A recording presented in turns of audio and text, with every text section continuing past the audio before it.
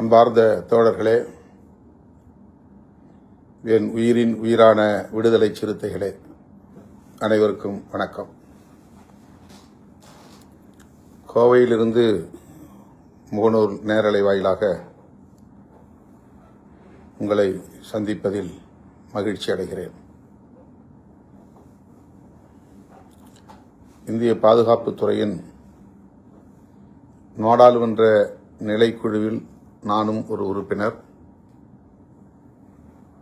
இந்த நிலைக்குழு கடந்த 22ஆம் தேதியிலிருந்து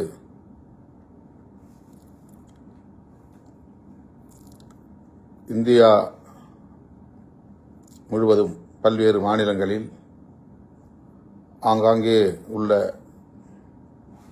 பாதுகாப்புத்துறை நிறுவனங்களுக்கு ஒரு சுற்றுப்பயணம் மேற்கொண்டுள்ளது. ஜம்மு காஷ்மீரில் தொடங்கிய சுற்றுப்பயணம் பெங்களூர், கோவை ஆகியவற்றை முடித்துக்கொண்டு இப்போது உதகைக்கு செல்ல இருக்கிறோம். உதகமண்டலத்தில் 2 நாள் அங்குள்ள பாதுகாப்புத்துறை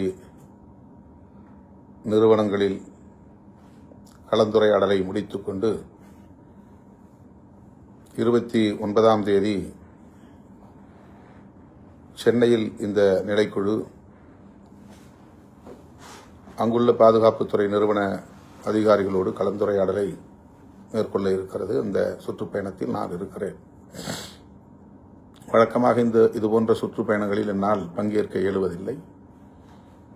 இப்போது பெங்களூர், கோவை, சென்னை ஆகிய இடங்களுக்கு இந்த நிலைக்குழு வருவதனால் இதில் பங்கேற்கிற ஒரு வாய்ப்பு அமைந்திருக்கிறது. இதற்கிடையில் உங்களிடையே இந்த நேரலை வாயிலாக சில கருத்துக்களை பகிர்ந்து கொள்ள விழைகிறேன். குறிப்பாக ஜூன் 14ஆம் தேதி நடைபெறவுள்ள விருதுகள் வழங்கும் விழா சென்னையில் ஒருங்கிணைக்கப்படுகிறது. ஏப்ரல் 14 அன்று நடைபெற்றிருக்க வேண்டிய இந்த விழா தேர்தல் நெருக்கடியால் தள்ளி வைக்கப்பெற்று ஜூன் 14ஆம் தேதி நடைபெற இருக்கிறது என்பதை ஏற்கனவே நீங்கள் அறிவீர்கள். அந்த நிகழ்வில் அனைவரும் முக்கிய பொறுப்பாளர்கள் யாவரும் பங்கேற்று சிறப்பிக்க வேண்டும் என்று கேட்டுக்கொள்கிறேன். வழக்கமாக இந்த விழாவுக்கென்று தொடர்ந்து பல ஆண்டுகளாக கொடையளித்து வரக்கூடிய தோழர்கள் இந்த ஆண்டும்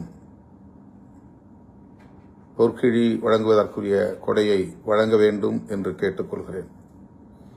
அம்பேத்கர் சுடர், பெரியார் ஒளி, அயோத்திதாச பண்டிதருடைய பெயரில் அயோத்திதாச ராதவன், காமராஜர் கதிர், செம்மொழி ஞாயிறு, மாமணி மார்க்ஸ், காயிதே மில்லத் பிறை போன்ற இந்த விருதுகளுக்கு தனித்தனியே தோழர்கள் 50,000 3 லட்சம் 4 லட்சம் வரையில் கொடையளித்து வருவதை நன்றி பெருக்கோடு இப்போது நினைவு கூறுகிறேன், மீண்டும் நினைவூட்டுகிறேன். அந்த தொகையை கொண்டுதான் அந்த விழாவை நாம் ஒவ்வொரு ஆண்டும் சிறப்புற நடத்தியிருக்கிறோம். இந்த ஆண்டும் அதுபோல வெற்றிகரமாக நடத்த வேண்டும். வழக்கமாக நன்கொடை அளிக்கிற தோழர்கள் கட்சியின் வங்கி கணக்கிலே செலுத்தலாம், அல்லது 29ஆம் தேதி 30ஆம் தேதி நான் சென்னையில் இருப்பேன், நேரிலே வந்து வழங்கலாம் என்று தெரிவித்துக் கொள்கிறேன். அரங்க வாடகை, ஒலி அமைப்பு, ஏடுகளில் விளம்பரம், தலா 50,000 பொற்கிழி, அவர்களுக்கான பாராட்டுச் சான்றிதழ் போன்ற செலவுகள் பல லட்சக்கணக்கில் ஆகும் என்பதை நீங்கள் அறிவீர்கள். ஆகவே அதை ஈடு செய்வதற்கு வழக்கமாக வழங்கக்கூடியவர்களும் சரி, புதிதாக வழங்க விரும்புகிறவர்களும் சரி, இந்த மே மாதம் 30ஆம் தேதிக்குள் தலைமையகத்தில் ஒப்படைக்க வேண்டும் என்று கேட்டுக்கொள்கிறேன்.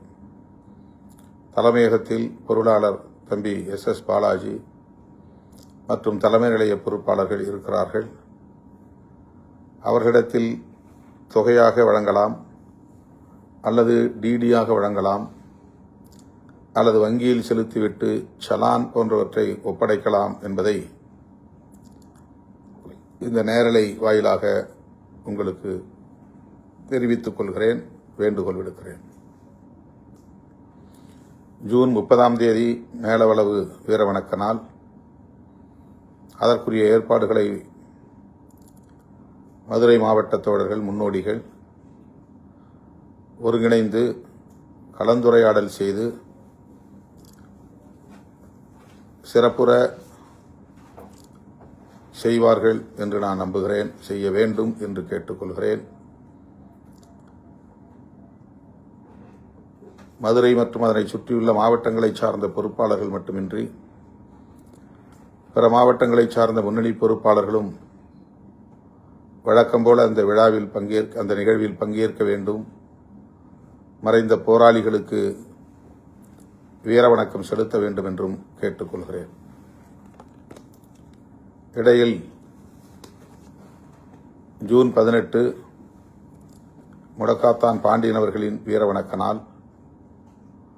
அந்த நிகழ்விலும் மதுரை மற்றும் அதனை சுற்றியுள்ள மாவட்டங்களை சார்ந்த முன்னணி பொறுப்பாளர்கள் தவறாமல் பங்கேற்க வேண்டும். தம்பி முடக்காத்தான் பாண்டியன் அவர்களுக்கு வீரவணக்கம் செலுத்த வேண்டும் என்றும் கேட்டுக்கொள்கிறேன்.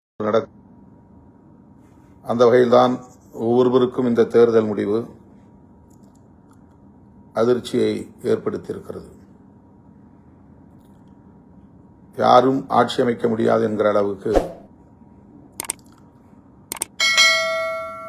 அறுதி பெரும்பான்மை என்று ஒருவருக்கும் அளிக்கவில்லை. ஆனால் தமிழக வெற்றிக் கழகம் அதிக இடங்களில் வெற்றி பெற்று தனிப்பெரும் கட்சி என்கிற இடத்தை பிடித்தது. ஆட்சி அமைப்பதற்கு கூடுதலாக 11 இடங்கள் அல்லது 12 இடங்கள் தேவைப்பட்டன. இந்த நிலையில் குடியரசுத் தலைவர் ஆட்சியை இங்கே திணித்துவிடக்கூடாது, மறு தேர்தல் உடனடியாக வந்துவிடக்கூடாது. ஆகவே தமிழக வெற்றிக் கழகத்தின் ஆட்சி அமைவதற்கு ஆதரவளிப்பது அவசியமானது என்பதை உணர்ந்து காங்கிரஸ், இடதுசாரி கட்சிகள், இந்திய யூனியன் முஸ்லீம் லீக் மற்றும் விடுதலை சிறுத்தைகள் கட்சி ஆகிய நாம் திராவிட முன்னேற்றக் கழகத்தின் தலைமையிலான மதசார்பற்ற முற்போக்கு கூட்டணியில் இடம்பெற்றிருந்த கட்சிகளாகிய நாம் அரசியல் நெருக்கடியை உணர்ந்த நிலையில் இந்த ஆதரவை நல்கியிருக்கிறோம். இது தொடர்பாக பலரும் விமர்சனங்களை செய்து வருகிறார்கள். இது தவிர்க்க முடியாததுதான். இந்த விமர்சனங்களை நாம் எதிர்கொண்டுதான் ஆக வேண்டும். இதில் வருத்தப்படுவதற்கோ ஆத்திரப்படுவதற்கோ எதுவும் இல்லை. 10 ஆண்டுகளுக்கு மேலாக திராவிட முன்னேற்றக் கழகத்தின் தலைமையிலான மதசார்பற்ற முற்போக்கு கூட்டணியில் நாம் இடம்பெற்றிருந்தோம். இந்த சட்டப்பேரவை பொதுத் தேர்தலில் அதிமுக பாஜக இடம்பெற்றுள்ள அந்த கூட்டணி வெற்றி பெற்றுவிடக்கூடாது, ஆட்சி அமைத்துவிடக்கூடாது என்பதை மட்டுமே நாம் ஒரு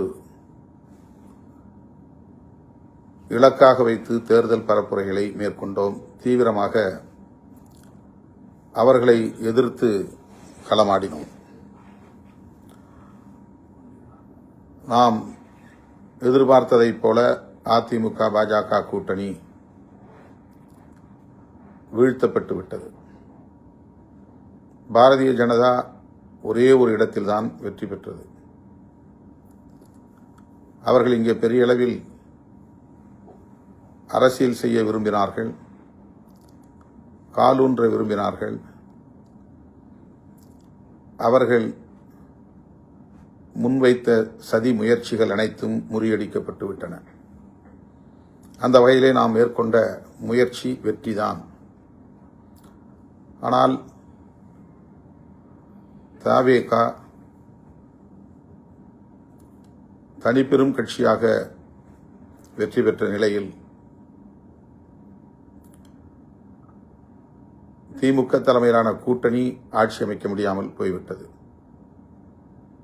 தேர்தலுக்கு முன்பே இதை நாம் கணித்தோம்.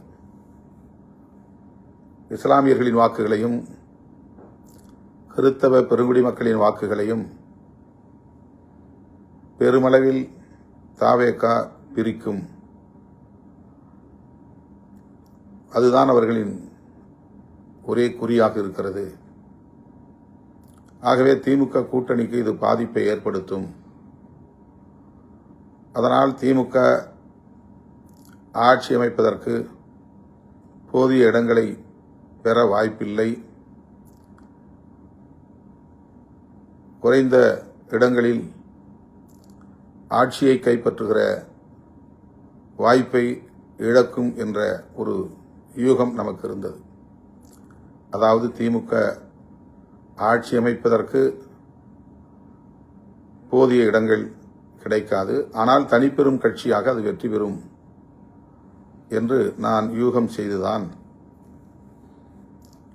நானும் சட்டமன்றத்திற்கு வர வேண்டும், தமிழ்நாடு அரசியலில் தீவிரமாக ஈடுபட வேண்டும் என்று எண்ணி தேர்தலில் போட்டியிடுவதாக அறிவித்தேன். தேர்தலுக்கு பின்பு தவேக பெறுகிற வாக்கு சதவீதத்தை வைத்து அரசியல் சூழல் வெகுவாக மாறும், அணி சேர்க்கைகளும் மாறும் என்று தேர்தலுக்கு முன்பே நான் கூறியதை நீங்கள் கட்டாயம் நினைவில் வைத்திருக்கக்கூடும். ஆனால் தவேக தனிப்பெரும் கட்சியாக மாறிவிட்டது. தவேகவுக்கு ஆட்சி அமைக்கிற அளவுக்கு குறைந்தபட்ச இடங்கள் இல்லாத நிலையில் தடுமாறும் நிலை ஏற்பட்டுவிட்டது. ஆட்சி அமைக்கும் அளவுக்கு இடங்களை பெற்று இன்னும் கூடுதலாக சில இடங்கள் தேவைப்படுகின்றன என்கிற நெருக்கடிக்கு அது தள்ளப்பட்டு விட்டது. ஆக இந்த நிலையில்தான் திமுக கூட்டணியில் இடம்பெற்ற கட்சிகள், குறிப்பாக காங்கிரஸ், வேக வேகமாக தவேகவுக்கு ஆதரவு என்ற முடிவை எடுத்து அவர்களோடு கைகோர்த்து விட்டது. யாரும் எதிர்பார்க்கவில்லை, இவ்வளவு வேகமாக அவர்கள் இந்த முடிவை எடுப்பார்கள் என்று எதிர்பார்க்கவில்லை. இந்த நிலையில்தான் நம்மோடு தொடர்ந்து பயணிக்கிற திமுக கூட்டணியில் இருக்கிற இடதுசாரி கட்சிகள் என்ன முடிவெடுக்கப் போகிறார்கள், அந்த முடிவை நாம் காத்திருந்து பார்க்க வேண்டும். அந்த முடிவின் அடிப்படையில் நாமும் முடிவெடுக்க வேண்டும் என்று நான் கருதி அதை வெளிப்படையாக அறிவித்தேன். இதுவும் உங்களுக்கு தெரிந்த செய்திதான். நிபந்தனையற்ற ஆதரவை அளிப்பது என்று இடதுசாரிகள் முடிவெடுத்தார்கள். அந்த முடிவை அவர்கள் 8ஆம் தேதி அறிவிக்கிறார்கள். அந்த முடிவை ஒட்டி நம்முடைய மாநில உயர்மட்ட குழு, உயர்நிலைக் குழு மாலை 6 மணிக்கு ஆன்லைன் கூட்டத்தில் விவாதிக்கப்பட்டது.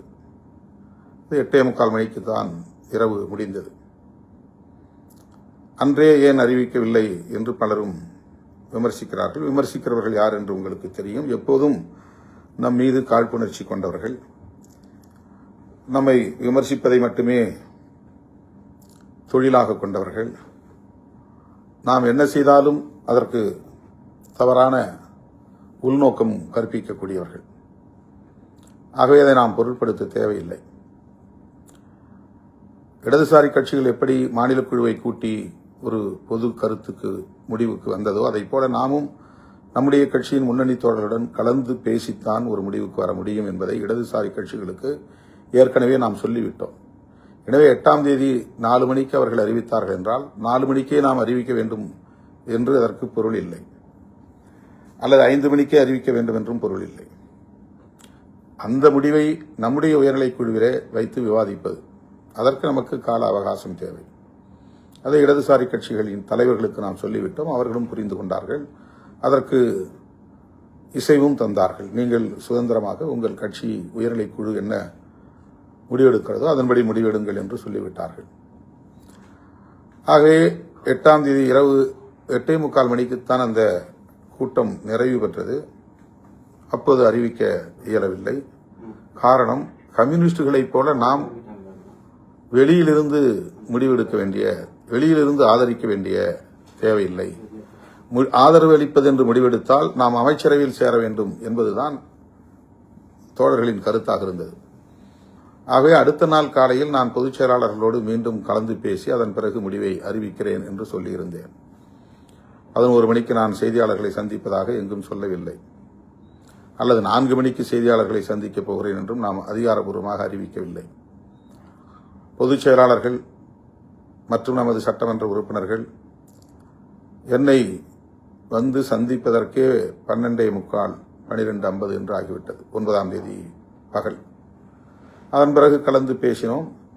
நிறைவாக நாம் கம்யூனிஸ்டுகளைப் போலவே வெளியிலிருந்து ஆதரவு தெரிவிப்பது என்று முடிவெடுத்து தாவேகாவுடைய முன்னணி தலைவர்களுள் ஒருவராக இருக்கிற தம்பி ஆதவ் அர்ஜுன் அவர்களை வரவழைத்து அந்த ஆதரவு கடிதத்தை வழங்குவதற்கு 3:30 மணிக்கு மேல் ஆகிவிட்டது. இதுதான் நடந்தது. ஆனால் இடையிலே இருந்தவர்கள் என்னவெல்லாம் பேசினார்கள், அவதூறு பரப்பினார்கள். பேரம் பேசுகிறார் திருமாவளவன், துணை முதலமைச்சராக முயற்சிக்கிறார் திருமாவளவன், முதலமைச்சராவதற்கு இன்னொரு புறம் தூது அனுப்புகிறார், காத்திருக்கிறார் என்றெல்லாம் வாய்க்கு வந்தபடி அவதூறுகளை அள்ளி இறைத்தார்கள். ஆனால் கம்யூனிஸ்டுகளைப் போலவே நிபந்தனையற்ற ஆதரவு, வெளியிலிருந்து ஆதரவு என்று நாம் அறிவித்ததும் அவர்கள் அனைவரின் முகத்திலும் கரி பூசப்பட்டது. அவர்கள் வெட்கி தலை குனிந்தார்கள். அவர்கள் சொன்னதைப் போல எந்த நிலைப்பாடும் நாம் எடுக்கவில்லை. யாரோடும் பேரம் பேசவில்லை, யாருக்காகவும் காத்திருக்கவில்லை. இடதுசாரிகள் எடுத்த முடிவே சிறுத்தைகளின் முடிவு என்பதை உறுதிப்படுத்தினோம்.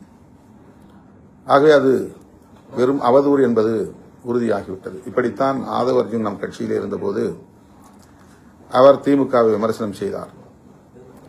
அவர் மீது நடவடிக்கை எடுக்க வேண்டும் என்று திமுக துணை பொதுச் செயலாளர், நாடாளுமன்ற உறுப்பினர் திரு ஆ. ராஜா அவர்கள் கோரிக்கை விடுத்தார். உடனே சமூக ஊடகங்களில் அரசியல் பேசும் அறிவுஜீவிகள் திருமாவளவன் ஏன் இன்னும் நடவடிக்கை எடுக்கவில்லை, திமுகவுக்கு எதிராக ஆதவ் அர்ஜுன் பேசிய பிறகும் அவர் மீது நடவடிக்கை எடுக்க திருமாவளவன் ஏன் தயங்குகிறார் என்று ஒரு உள்நோக்கம் கற்பித்தார்கள். ஒரு சிலர் ஒருபடி மேலே போய் ஆதவ் அர்ஜுன் மேல் திருமாவளவனால் நடவடிக்கை எடுக்க முடியாது, ஏனென்றால் ஆதவ் அர்ஜுனிடம் பல 100 கோடிகள் பணம் வாங்கி அவருக்கு கட்டுப்பட்ட நிலையில் கிடக்கிறார், முடங்கி கிடக்கிறார் என்றெல்லாம் அவதூறுகளை அள்ளி இறைத்தார்கள். 200 கோடி என்றார்கள், 400 கோடி என்றார்கள். ஆதவ அர்ஜுன் அவ்வளவு பணம் கொடுத்து விட்டு கட்சியிலே சேர்ந்தாராம். அவருடைய பணத்தில் தான் நாம் கட்சியை நடத்தினோமாம். ஆதவ அர்ஜுன் வருவதற்கு முன்பு நாம் மாநாடுகளை நடத்தியது இல்லையா, பேரணிகளை நடத்தியது இல்லையா, விருதுகள் வழங்கும் விழா நடத்தியது இல்லையா,